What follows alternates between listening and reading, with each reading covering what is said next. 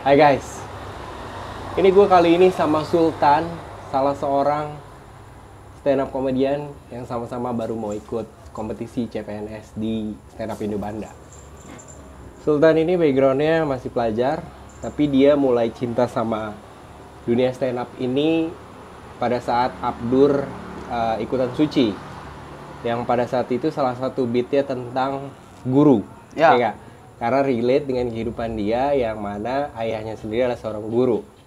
Nah, dari tadi sebenarnya kita udah ngobrol panjang lebar tentang bagaimana stand up Indo Banda khususnya, dan stand up Indo secara keseluruhan atau stand up komedian dalam sudut pandang kita masing-masing nih yang masih awam. Nah, tadi udah ngobrol seru-seruan, terus iseng-iseng kayak seru nih kita bikin podcast ya kan, Ya. ngobrol-ngobrol aja.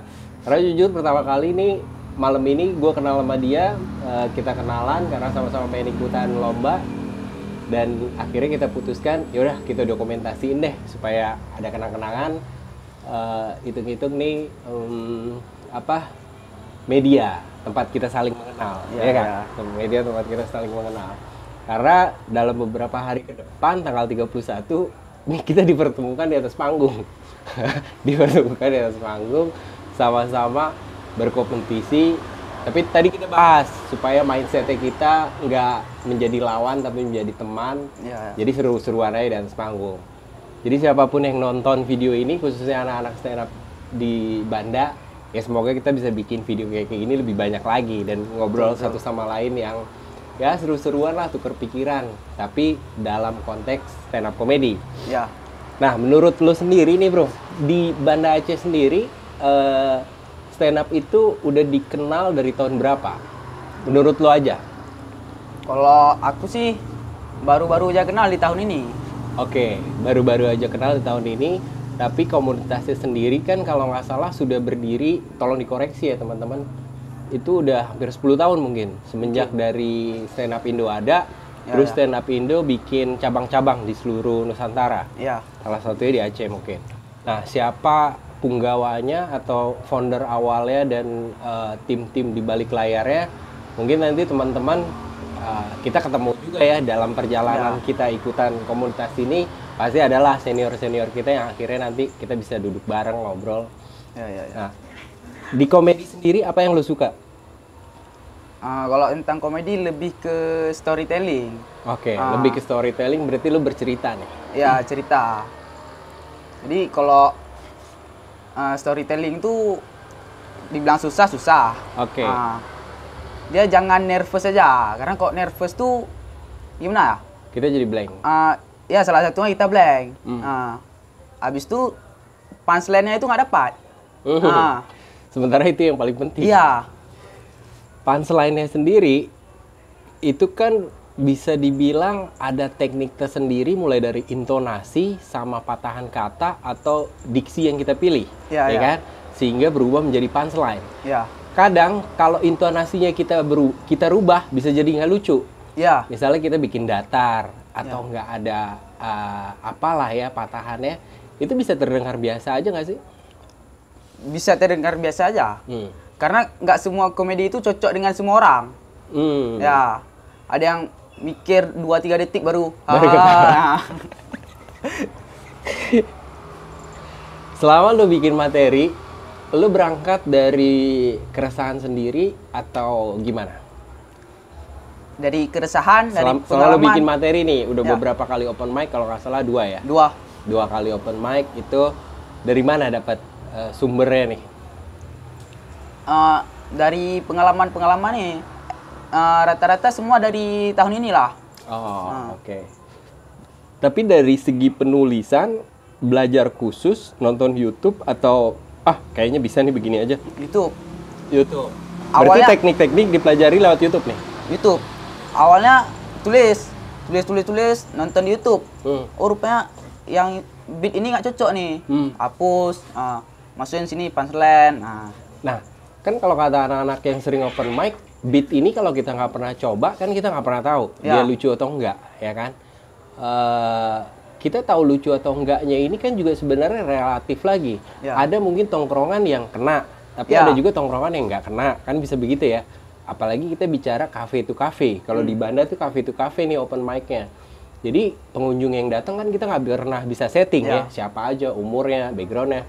Nah, lo tahu dari mana beat lo itu bisa lucu?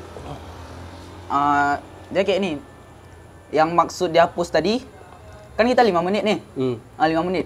Takutnya habis waktu dapat punchline-nya 1 atau 2. Jadi dihapus, ambil punchline yang lain dari materi-materi itu. Oh, ini dapat, masukin. Dapat jokes-jokes nih, masukin. Pada saat penulisan, lo tahu nggak punchline-nya yang mana aja? Tahu. Tahu. Dan itu menjadi titik tawa kan seharusnya? Titik tawa, seharusnya. Pada saat lo open mic, lo berharap nggak titik tawa itu jadi ketawa? Karena pasti ada titik tawa yang, pada kenyataannya kok nggak ketawa ya? Itu rasanya gimana, bro? Itu kecewa dan blank. Iya. Ini udah di punchline nih, kok nggak ketawa itu? Kita harus kalau antisipasi lo gimana pas di atas panggung? Kalau aku nih kan karena baru 2 kali kan, kayak kemarin tuh blank. Udah habis di situ aja. Tapi kalau kata komedi-komedi nasional, itu kalau udah nggak ketawa, ambil materi lain, langsung lari ke lain, ya? Bawa geser ke yang lain. Geser. Mungkin nggak sih kalau kita terlalu berharap titik tawa kita menjadi tawa, terus nggak ketawa, akhirnya kita down. Ya. Jadi mungkin lebih baik mindsetnya titik tawa kita nggak anggap. Betul. Setelah kita nggak anggap ternyata ketawa, itu malah jadi bonus.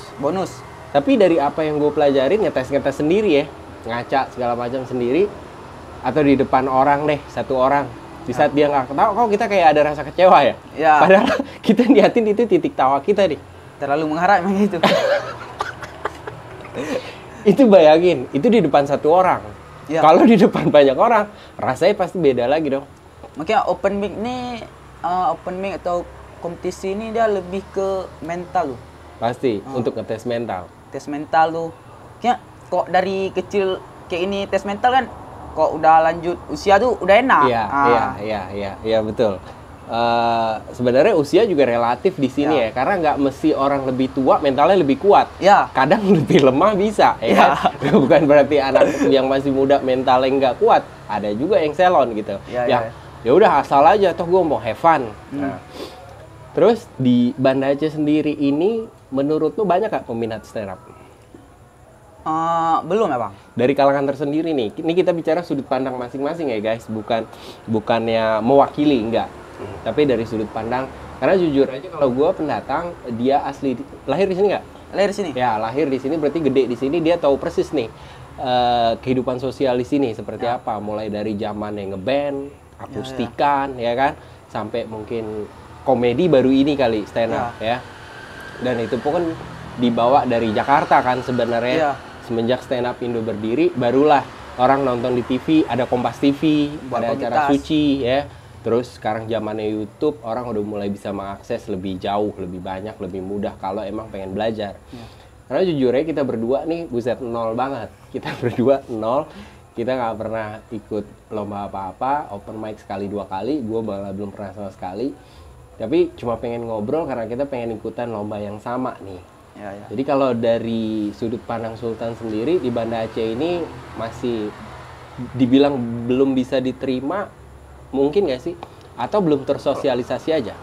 Kalau diterima, udah mulai. Udah mulai diterima nih dari bicara kalangan pelajar, mahasiswa gitu, tuh udah banyak yang bisa menerima stand up ya? Menerima, tapi kalau sosial tuh kurang. Karena pembuatannya kan, misalnya di Cafe A. Cafe A tuh kayak waktu open mic, kan 2 kali nih. 2 kali. Itu orangnya kayak nggak lebih dari 20 tuh. Tapi ada respon nggak? Ada feedback nggak? Mereka ketawa atau... Karena kalau gue lihat di beberapa video ya, teaser begitu atau snap begitu, ada orang yang sibuk lagi main HP masih, ya kan? Jadi belum fokus ke si stand up ya gitu. Itu ngantisipasi perasaan kayak gitu gimana? Itu yang kayak kita bilang tadi sebelum direkam nih. Jadi menit pertama tuh maksimalkan harus ada 1 punchline. Jadi kita langsung hajar 5 detik pertama nih ya. Kalau bisa 5 detik terus. 5 detik pertama nih kita harus dapat titik tawa nih langsung nih. Karena kalau kita nggak dapat tuh, udah semenit nggak dapat. Grogi. Dah males menonton. Udah males. Udah males. Akhirnya kita di atas panggung ngedown.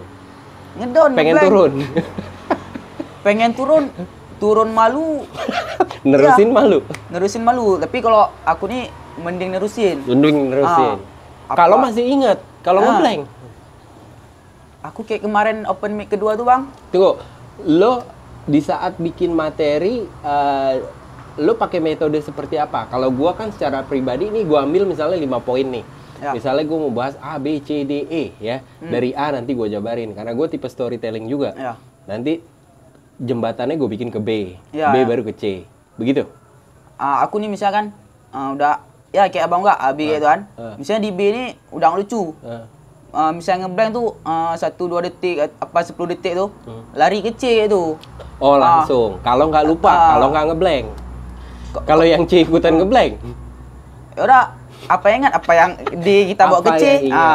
Oke, kayaknya itu jawaban yang paling masuk akal tuh apa yang kita ingat aja. Jadi kadang tuh kemarin gue sempat terbebani, kita punya rundown nih A, B, C, D, E.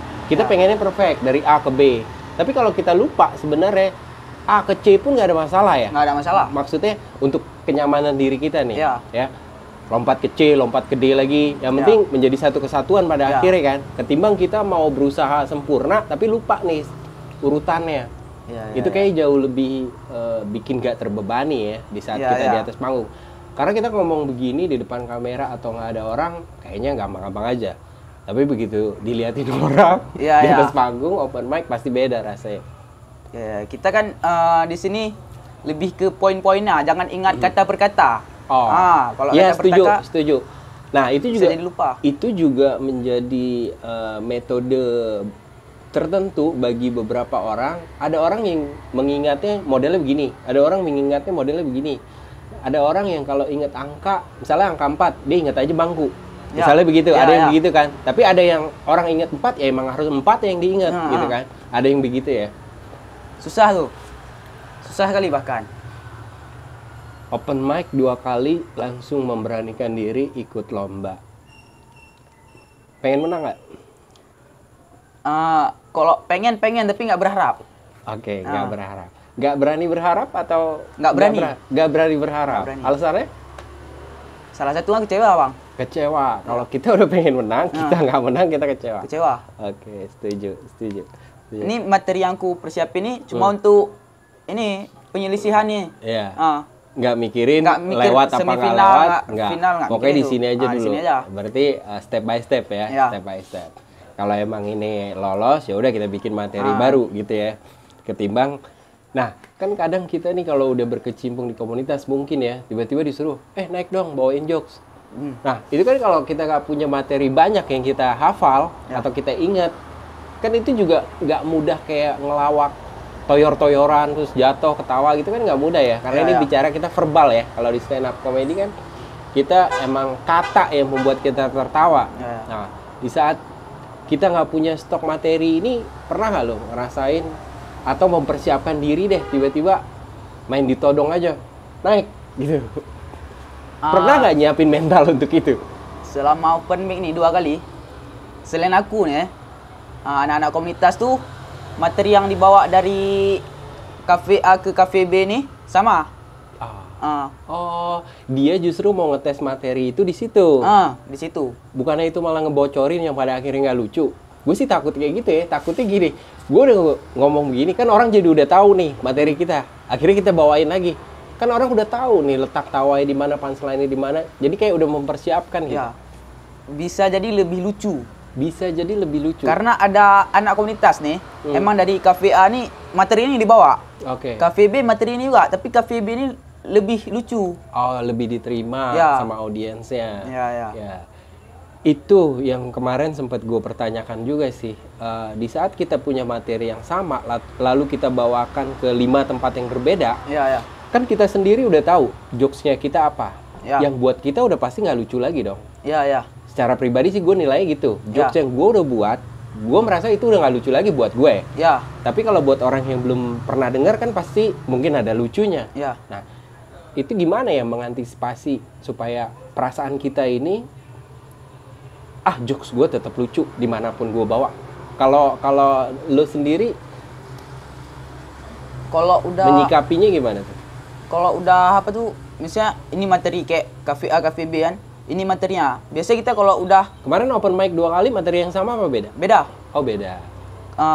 Misalnya udah kafe ini, dia kan udah tahu, oh ini cara ngomongnya kayak gini. Di kafe A kesalahan di sini, diperbaiki. Makanya itu muncullah titik punchline-nya lagi. Justru dapat lagi. Ya. Justru dapat lagi. Di sini sebenarnya punchline, tapi di kafe A nih nggak pas, dapat di kafe B. Itu lebih dipelajari lah. Kemarin pada saat open mic 2 kali, naik sekali apa boleh berkali-kali anak-anak? Tetap sekali. Oh berarti kita emang sekali open mic kita naik sekali. Ya. Andai pun kita mau naik 2 kali, kita nggak punya kesempatan lagi. Atau enggak, emang digilir seperti itu? nggak ada minta sama MC-nya. Enggak. Emang udah tulis jadwal, ya udah sekali naik. Oh oke. Berarti emang kita mempersiapkan satu materi ya, untuk open mic di malam itu ya. Ya. Karena gimana ya? Kalau kayak kita cerita Bang Panji deh, kan dia baru mulai lagi di New York tuh. Kalau lo lihat YouTube ya, itu dia coba kafe ke kafe yang sebenarnya nggak mudah. Yang seperti tadi kita cerita sebelum direkam, bahwa kelucuan di satu daerah belum tentu menjadi kelucuan di daerah yang lain, kan bisa begitu ya. Nah sementara buat gue sendiri itu ada keresahan tersendiri, makanya tadi gue tanya sama lo, jokes di sini itu lebih ke arah mana dan seperti apa? Karena kalau gue nonton komika-komika luar negeri di saat dia tour ke daerah-daerah lain, tuh dia baca koran daerah tersebut dulu, atau dia tanya sekitar dulu. Ini kejadian apa yang terjadi di sini? Contoh dah, kita di Loksmawe misalnya. Gue baca dulu nih tentang Loksmawe, apa nih? Karena bukan kelucuan sih, keresahan yang ada di Banda Aceh belum tentu keresahan yang ada di Loksmawe, misal gitu. Nah, untuk dijadikan itu sebagai komedi kan si audiens ini harus relate dengan apa yang dibawain, di delivery sama si komika kan. Kalau nggak lucu, itu resiko kali ya. Apa gimana mengantisipasinya? Di Banda Aceh sendiri kan kafe banyak. Kalau kita pindah ke kafe sini sama kafe sini, sementara kulturnya beda nih, kita tahu nih. Kayak di Jakarta misalnya, Jakarta Selatan di Jakarta Timur, kulturnya beda nih.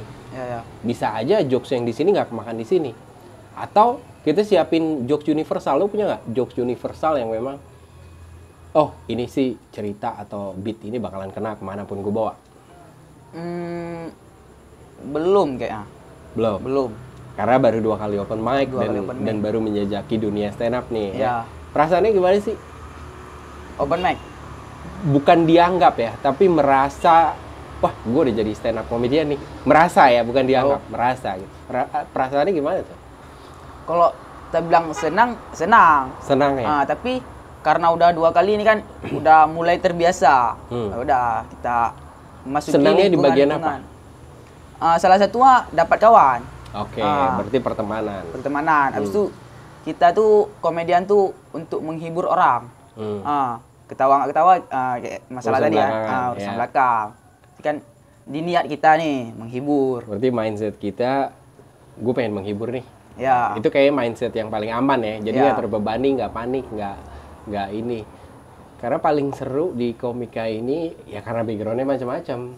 Orang datang dari berbagai kalangan, terus mencoba open mic atau menjadi stand up komedian dengan keresahan hidupnya masing-masing.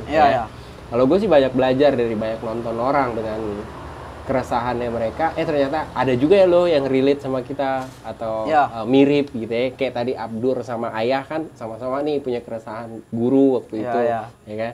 Ini kan kalau nggak salah Bang Abdur bikin spesial juga tentang guru nih. Judulnya spesialnya tanpa jasa. Guru perlu tanda jasa. Perlu gitu. tanda jasa. Guru perlu tanda jasa. Gitu. Jadi mungkin beliau akan berbicara tentang guru nih full di sini nih. Gimana mungkin guru dihargai atau tidak dihargai, ya kan? Nah, itu relate banget ya pada saat, karena itu pertama kali lu jatuh cinta nih sama stand up ya, gara-gara beat tersebut ya. Beat tersebut. Karena relate dengan ayah seorang guru juga. Emang keresahan apa sih yang dimiliki seorang sultan nih dengan ayahnya seorang guru? Kok waktu tahun-tahun segitu kan dia ngomongnya tentang komputer tuh. Jadi gaptek atau nggak sampai gitu ilmunya kalau ke daerah-daerah tentang digital nih atau Digital. teknologi. Ini kan kalau di Aceh ini kan lumayan berkembang lah daripada di sana. Pasti. Kita bicara timur dan barat ya. Ya. Tapi kalau masalah guru tuh kesamaannya cuma di guru aja, tapi kayak masuk aja itu. Jadi nggak ada kesamaan yang lain selain memang sama-sama profesi sebagai guru. Ya. Tapi bukan sebuah cerita yang memang mungkin ayah pernah cerita experience menjadi guru atau pengalaman baik atau buruk jadi guru yang menurut lo lucu, pernah ada nggak? Kok lucu nggak? Tapi jujur nih, ini cerita tapi nggak tahu faktanya apa enggak. Iya apa enggak? Anekdot nih. Ayah dengan mamak tuh ketemu waktu ayah guru mamak PPL. TPPL, oke. Itu katanya ya itu, tapi kan nggak tahu juga. Iya. Nah ketemu, kayak lahir aku. Gitu. Anak pertama? Kedua. Anak kedua. Ya. Kan termasuk cerita Mama juga. seorang guru? Mama guru ngaji. Alhamdulillah ya. Ya. Mama guru ngaji. Bapak ngajar apa? Ayah ngajar apa? Quran hadis. Tapi ayah di sekolah hadis. ada, di rumah ada pengajian. Ada. Masya Allah, keren sih itu. Gue kalau udah ngomongin agama sih udah nggak bisa pengen dibecandain gitu ya. Tadi kira ini guru fisika bahasa Indonesia gitu ya. Karena enak kita belokin. Tapi kalau itu sih Masya Allah udah. Berarti lo bicara dididik secara agama kental dong ya kalau di rumah? Kental ya? Kalau celana pendek tuh, keluar pintu rumahnya nggak boleh tuh? Nggak boleh. Tapi sekarang dapat support nggak dari orang tua stand up begini? Belum ceritain bang. Belum. Berarti ya, sama abang sama adik belum tuh? Belum, nggak ada yang tahu nih. Belum. Tahu ya lu sekolah aja. Ya. Open mic juga mereka nggak tahu. Open mic ada di yang taruh di status tuh. Besoknya tanya sama mama. Apa tuh? Nyanyi di mana semalam? Nah, ke orang tua kita sendiri aja kan belum tentu kita bisa mensosialisasikan stand up kan. Ibaratnya kita mau cerita mulai dari mana, stand up itu tuh begini, bukan nyanyi. Ya, sama, gue juga nggak tahu bahkan orang tua seperti apa menilainya, tapi ya gue yakin 1000% orang tua gue nggak tahu tentang dunia stand up. Tapi kalau kita megang video paling dia bilang, bikin video, udah paling bikin gitu kan. Atau kayak tadi ada mic nyanyi apa gitu. Itu lucu juga ya, karena kita jauh-jauh ngomong keluar tentang sosialisasi, ternyata yang terdekat kita sendiri aja nggak tahu. Itu lucu ya, lucu. Adik abang juga nggak tahu? Nggak tahu. Tapi mereka menikmati nggak? Maksudnya nonton YouTube stand up gitu? Nggak pernah tahu. Nggak pernah tahu. Kayaknya nggak. Tontonan mereka berbeda. Mereka ke arah mana menurut lo? Mereka? Film-film Oh, bioskop. film. Kalau abang Berarti dia ngikutin film-film terbaru gitu ya, review-review film gitu ya. Karena kita nggak punya bioskop kali di sini ya. Jadi ibaratnya itu salah satu hiburan yang paling masuk akal. Ketimbang kita harus ke Medan dulu nonton filmnya kan nggak mungkin ya. Jadi buat kalian yang nonton, FYI itu juga di Banda Aceh itu atau di Aceh belum ada bioskop. Lux mau ada nggak sih? Nggak ada. Nggak ada juga ya? Pokoknya di Aceh itu nggak ada bioskop. Nggak ada. Di seluruh Aceh ya? Seluruh Aceh nggak ada. Dari dulu? Dulu pernah ada. Apa sempat ada? Pernah ada. Oh pernah ada? Di mana? Di Banda Aceh sini? Dekat Masjid Raya. Oh ada bioskop? Mungkin bukan 21 kali, bioskop biasa begitu? Nggak tahu tuh. Karena kalau di beberapa daerah kayak Sigli ada bioskop, ya cuma bukan 21 bioskop begitu aja. Mungkin kalau di Jakarta tuh lebih ke kayak layar tancap tapi di dalam ruangan gitu. Infokus lah kan? Iya, kalau sekarang udah enak Infokus. Nggak ada. Dulu ada sebelum tsunami. Persiapan untuk lomba CPNS ini sendiri apa? Materi sih. Materi. Dihafalin nggak? Udah buat. Dia kayak mana? Nggak hafal per kata, tapi udah mengerti. Poin-poin. Poin-poin. Poin-poinnya supaya kita bisa ngembangin ya. Ya. Berarti lu tipe orang yang suka ngobrol juga ya? Suka. Nah, kelihatan soalnya. Karena kalau anak storytelling itu kalau nggak suka ngobrol ribet. Ya. dia nggak perlu menghafal soalnya, dia hanya perlu poin. Ya, ya. Ya, poin itu tinggal dikembangin sama dia. Nah, dalam pengembangan ini kan nggak 100% akan sama terus ya. Ya, ya, ya. Katanya mungkin akan berubah, intonasinya akan berubah, tapi poinnya tetap sama nih. Ya. Gitu. Terus kalau ngelihat teman-teman yang lain kan kemarin open mic adalah calon-calon peserta yang lain. Menurut lo penampilan mereka gimana? Atau jokesnya mereka gimana? Lo jujur, lo ketawa dengan tulus apa respect doang? Tulus. Tulus, berarti Emang- lucu. Berarti emang lucu. lucu. Satu yang diingat apa? Tentang apa? Tentang nih lah. Nah, itu lucu ya. Kan di babak penyisihan tuh kita nih men. Oh iya, kita bareng lagi nih, kita di grup A ya. Grup A. Nama aku tuh paling akhir. Ya. Takutnya dari 1 ke 10 tuh duar. Wah. Ya, yang 11. Terbebani tuh, merasa Enggak sih. lebih enak pertama apa terakhir? Gue sih kayaknya di 8 atau 9 gitu. Enakan sebenarnya di tengah. Cuma kalau aku kan nggak mikir ke kompetisinya, mikir ke have fun-nya, jadi nggak beban. Wajib, setuju. Kita have fun, kita pengen nyari teman, have fun, sama ngetes mental. Gue Ya, dari tes awal mental. pada saat dimasukin ke grup, gue langsung tulis di situ. Gue sih di sini pengen ngetes mental. Kalau materi belum mapan, gue bilang gitu Ya, ya. kan. Walaupun ambigu tuh materinya, materi stand up atau materi duit. Ya. Karena kalau kita udah, apalagi kita baru ya, maksudnya baru pertama kali. Kalau gue pribadi naik panggung, terus ikut lomba, kayaknya terlalu beban banget kalau itu semua dipikirin gitu.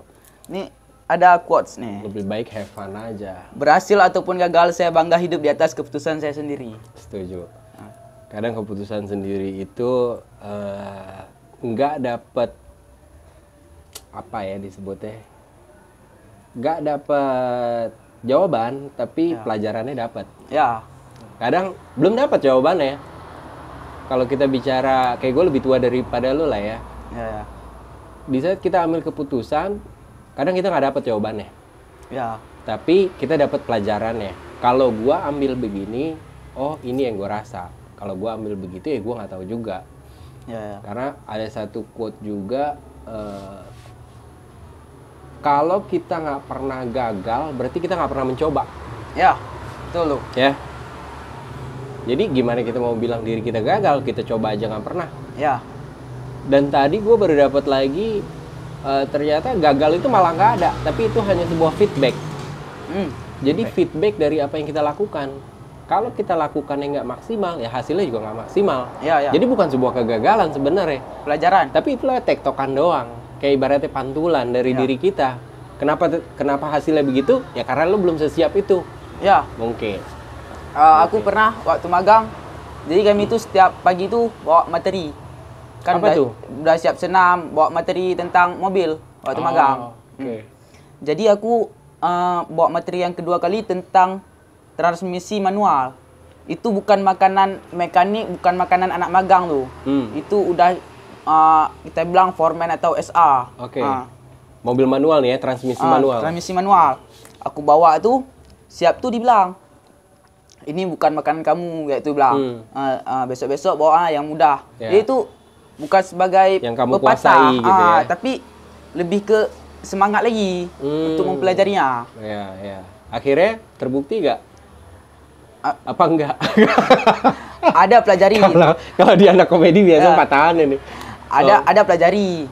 Tapi waktu materi briefing materi selanjutnya tuh nggak bawa lagi tentang itu karena udah dibilang kayak itu dari kabeng yang bilangnya itu dari atasan. Kan udah nggak bawa lagi, bawa lain. Bawa Krensaf yang tadi kita cerita. Tapi di awal pengen bawain itu karena pengen membuktikan ke orang atau pengen punya terobosan aja?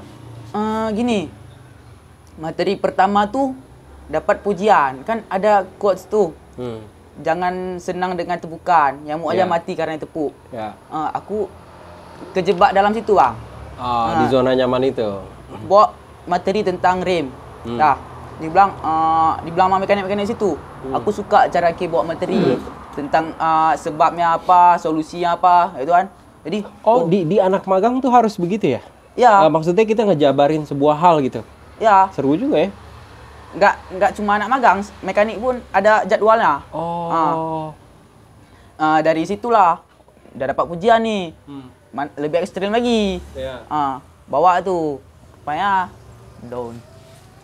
Itu kita ngejabarin menurut versi kita atau apa yang tertulis di buku? Apa yang kita mau.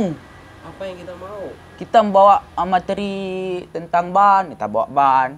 Apa yang diceritain kalau kita bicara tentang ban? Misalnya gini, misalnya angin ban, tuh di pintu supir tuh ada tuh. Ada di situ.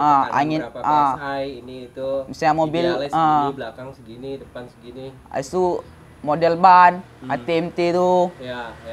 Kegunaannya untuk tanah, kegunaan ya, aspal. Itu bulu-bulu di ban tuh. Ya, itu indikator tuh. Itulah lebih kurang itu. Penjabaran seperti itu ya. Ya. Bisa nggak diambil sebagai materi stand up? Nggak bisa, Bang. Kata siapa? Menurut aku belum bisa. Belum bisa. Belum bisa. Tapi apa mungkin nanti bisa? Nggak tahu. Perjalanan siapa tahu ketemu patahannya nih. Ya. Karena kan yang perlu patahannya doang. Ya. Pernah nonton Wira gak? Pernah. Ya, dia kan puisi, ya kan? Tapi kan begitu dijadiin komedi, patahannya aja yang dicari. Ya. Ya kan? Pang. Nah, di ilmu pasti kayak tadi ilmu mekanik kan sebenarnya gue sendiri punya yang berhubungan dengan mobil seperti itu. Pada saat itu gue sering bikin video TikTok 30 detik tuh. Ya. Cuman cari patahan kan. Kenapa mudguard itu atau talang lumpur itu disebutnya mudguard? Gue bilang karena kita lagi di Jakarta. Kalau kita lagi di Bogor atau di Sunda jadi Asep Guard gitu. Ya. Karena orang Jakarta banyak kan namanya Ahmad gitu atau Mamat. Apapun itu sebenarnya kalau kita mau patahin bisa, hanya saja masuk logika atau enggak. Ya. Sementara enaknya di stand up ini kan ada hiperbola. Yang kadang kalau kita nonton banyak kok yang absurd. Walaupun bagi sebagian orang nggak bisa menikmati ketawanya ya. Ya. Tapi kan ada sebagian orang yang memang relate. justru ketololannya dia nih bikin kita ketawa kan gitu. Jadi kayak kita menertawakan dia sebenarnya. Bukan menertawakan materinya. Ya. Berarti kalau kita ini kebetulan kita dua tipe orang yang sama storytelling ya. Kita harus ngobrol sama yang berlawanan sama kita nih sebenarnya. Yang dia begitu dengar kata storytelling aja tuh udah pusing ya susah gitu. Karena kita kebalikannya mungkin kalau yang one liner begitu kita malah bingung. Susah, Apa yang harus kita tulis nih? Kalau satu-satu begitu, ya kan? Menarik. Apa lagi? Teman udah pasti kita dapat ya. Dapat komunitas. Terus pesan terakhir deh, konklusi nih untuk teman-teman yang lagi ikut CPNS saat ini, pesan kita berdua tuh apa? Atau kita mau ngucapin apa ke mereka nih? Jangan menjadikan kompetisi itu sebagai ajang pertempuran. Karena kayak ini kan kita nih bukan lawan. Kita ini kawan. Kayak kolam ikan. Cuma kalau sekarang nih ikannya tuh udah makin banyak. Itulah komika-komika di Indonesia saat ini. Kok dulu kan sedikit. Tahu ada berapa sekarang? Kalau menurut stand up Indo Pusat 2.300. Kalau nggak salah Bang Ajis pernah ngomong ya di podcast Kemal itu 2.000-an. Bayangin ada 2.000-an. Ya. Itu mungkin yang terdaftar, Yang yang legal gitu ya. Tapi yang cuma sekedar ikutan open mic tanpa ikut komunitas kan pasti banyak juga. Banyak. Di Banda Aceh sendiri berarti udah mulai banyak ya? Udah mulai berkembang tahun ini ya. Mulai berkembang. Khusus tahun ini? Itu menurut lo ya, kita nggak mewakili siapapun, balik lagi. Tahun ini 20 orang peserta, 22. Sebelumnya nggak tahu, tapi kalau 2018 nggak tahu, tapi anak komunitas sekarang yang sering open mic tuh, misalnya waktu datang open mic tuh, dia lagi gitu. Kita itu nggak lihat banyak muka gitu. Nggak sampai 20 tuh. Nggak sampai 20. Mungkin ya itu pilihan hidup ya. Ya. Ada orang yang masih bisa stay di situ, ada yang coba hal lain, kan itu beda cerita. Ya. Perjalanan masing-masing ya. Cuman memang di situ kita akan terseleksi secara alami mana yang terus di situ dan berkembang, atau ada yang terus di situ tapi jalan di tempat, ada yang benar-benar cabut. Ya. Nah, ini kayaknya bukan gua gitu. Ya kan? Ya, Gua ya, cuma ya. pengen tahu ilmunya misalnya. Ya. Atau dapat temannya. Kan setidaknya kita dapat teman ya. Ya. Mental lagi. Udah pasti. Public speaking. Udah pasti. Udah pasti. Ada tuh di TikTok tuh. Orang sukses tuh pasti bisa public speaking. Ya. Ya. Oh, tadi gua baru dengar tuh. Orang sukses pasti bisa. Karena sebenarnya kita untuk meyakinkan orang lain ya dalam segala hal gitu. Gue sendiri nggak pernah punya pengalaman sama public speaking dan belum pernah naik panggung juga, belum pernah bicara di depan banyak orang kecuali teman-teman sendiri. Dan itu kita anggap kita nggak hitung karena kita kenal mereka gitu kan. Yang disebut public ini kan benar-benar umum, yang kita nggak tahu dia siapa gitu. Dan apakah dia mau denger omongan kita? Kalau kita nggak bawain materi atau stand up, siapa yang mau dengerin kita? Tapi karena ini dikasih mic, dikasih panggung, mau nggak mau dia dengerin kita kan gitu. Oke, menarik Sultan. Ini nanti gua upload ya kan. Nggak ada yang kita edit, apapun itu kalau bisa di-share ke teman-teman, setidaknya sesama yang mau ikutan lomba, supaya kita saling mengenal aja. Kalau buat gue pribadi, gue pengen punya teman saling mengenal, entah di dunia nyata atau sekedar dunia medsos. Ya komen-komenan, follow-followan kan boleh-boleh aja. Sampai kita bisa kopdar kayak gini. Ini juga nggak terencana nih gue sama Sultan nih, tiba-tiba dia alhamdulillah mau datang. Akhirnya udah kita ngobrol panjang lebar, nyambung di soal mobil. Sama-sama pecinta otomotif nih. Oke guys, thank you buat Stand Up Indo Banda. Terima kasih atas kesempatannya. Ya, kesempatan. Nih si tolol-tolol ini mau ikutan. Semoga terima.